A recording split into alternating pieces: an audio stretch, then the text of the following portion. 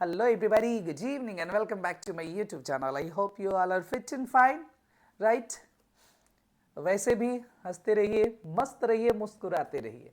Okay, so today we are going to complete the sixth part of English grammar quiz, right?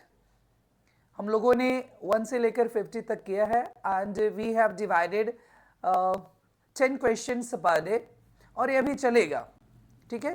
Because it covers every type of chapters related to English grammar. ये सबके लिए important है, those who are learning English grammar or any academic students, even those who are the competitor या फिर कह सकते हैं जो कंपटीशन की तैयारी कर रहे हैं उन सबके लिए, whether you preparing for your teaching exam, state CTET, चाहे बीपीएससी टीआरई 4 हो, जिनका इंग्लिश हो या इंग्लिश नहीं भी हो, उन सब के लिए है, ठीक है? बिकॉज ग्रामर जो है सिर्फ इंग्लिश वालों के लिए नहीं, अदर एग्जाम्स वालों के लिए भी होता है, right? And specially for standard 8, 9, 10th, 11, 12th, उन सभी लोगों के लिए. Okay, so let us move to question number 51 to 60 today. And those who have come the first day or the first time, please do like, share and subscribe the video to keep yourself updated, right? Okay, so the question is, choose the correct sentence. अभी देखिए मेरे पास 4 sentence है ना, और इसमें से आपको सही चुनना है कि कौन सा सेंटेंस है. देख लीजिए. Let's go to the church to find some peace. Let's go to the church. आपको देखिए let go, पहले क्या कीजिए, जो wrong है उसे क्रॉस कर दीजिए. Let's go to the church to find some. ये जो पीस है ना, स्पेलिंग रूल्स में सीखेंगे, PIECE.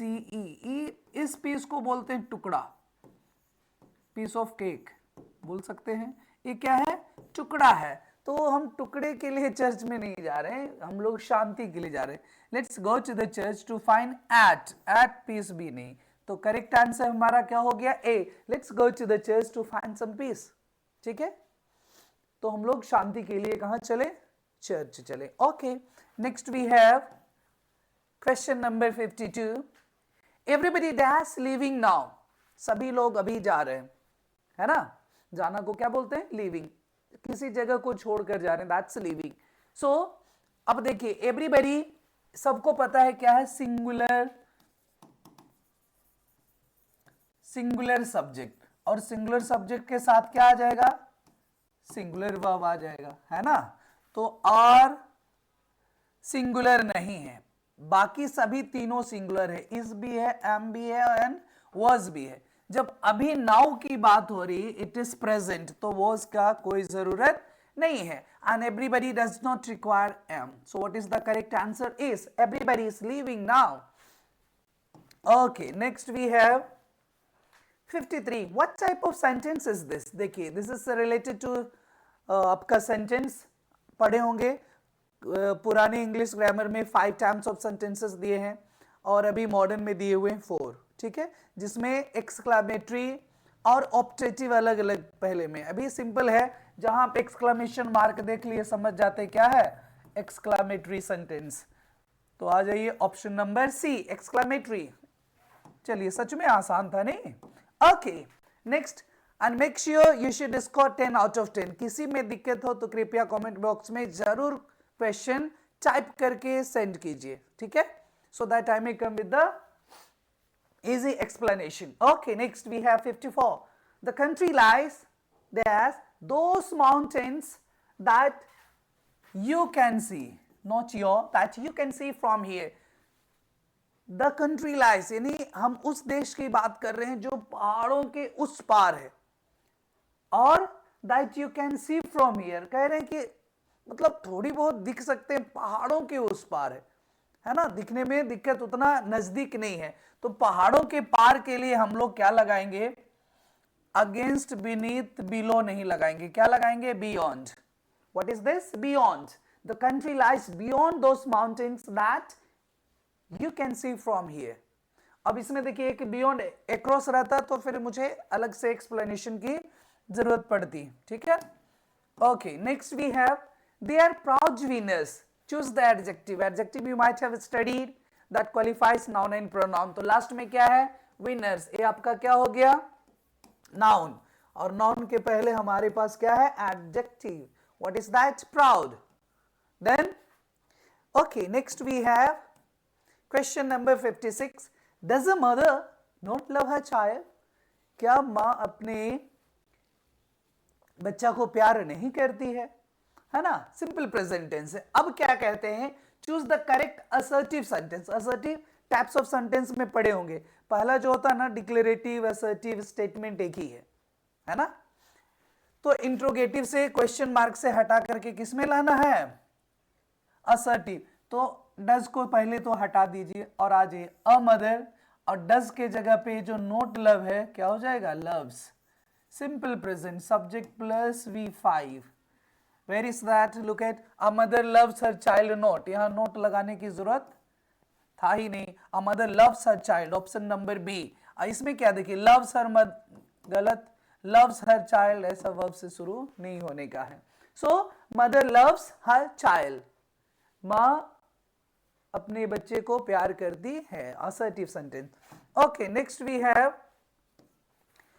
Question number 57. Nobody should dash on the poor. अब देखिए ये जो है ना आपका फ्रेजल वर्ब है, और इसमें देखिए दो शब्द है. सब में तो सबका अलग अलग होता है. जैसे लुक एट, किसी जगह को पॉइंट आउट कर रहे हैं ना, तो क्या कहते हैं? Look at here. अब यहां क्या है? Nobody should dash on the poor, यानी गरीब को नीचापन से नहीं देखना चाहिए. क्या बोलते हैं उसको? नीचे नजरिए से नहीं देखना चाहिए. That is we should. तो क्या हो जाना चाहिए? लुक ओवर तो हटा देना, नजर से हटा देना. Look on something, look at pointing out something, तो क्या हो जाएगा? Look down. इसका मतलब है कि आप उसे क्या बोलते हैं, वेरी एकदम कंप्लीटली नीचे नजरिए से देख रहे हैं. तो nobody should look down on the poor. ठीक है, ये आपका परफेक्ट बैठा option number D. Okay, next we have, this is 58. Will go till 60, बस वहीं तक चलेंगे. उसके बाद आज का हमारा क्लियर हो गया. दैट्स आर्टिकल ही is reading is very interesting. अब देखिए आप लोग यहां क्या कर देंगे? ए एन दा में नो आर्टिकल छोड़ दीजिए तो लगेगा ही नहीं, आर्टिकल जरूर लगेगा. और आप क्या लगा देंगे? एन, जो कि गलत होगा. क्यों? ही is reading very interesting. He is reading is very interesting. Okay, that something is reading is very interesting. कुछ जो पढ़ रहा है ना सच में बड़ा रुचिकर है, मजेदार है ना? तो इसके लिए क्या हम लोग स्पेसिफिक की बात करें, जो वो पढ़ रहा है ना सच में इंटरेस्टिंग है, तो क्या यूज हो जाएगा? द. क्या यूज हो जाएगा? द, यानी कि डेफिनेट आर्टिकल. द आर्टिकल ही is reading is very interesting. Right? Okay, next we have question number 59. Use mask as a protection precaution that's corona virus कोविड-19, है ना? तो कह रहे हैं कि मास्क यूज कीजिए किसके? कोरोना वायरस से बचने के लिए. तो अब देखिए हमारे पास 4 है, अगेंस्ट है, फ्रॉम है, टू है. क्या यूज हो जाएगा? कोरोना वायरस के लिए नहीं, फ्रॉम भी नहीं, टू भी नहीं. क्या हो जाएगा? Use mask as a precaution against कोविड-19. Right? Okay, so next we have the last one, not the list.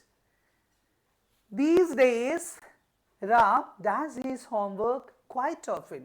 These days यानी आजकल राम जो है अपना होमवर्क बहुत कम, quite often क्या करता है? भूल जाता है.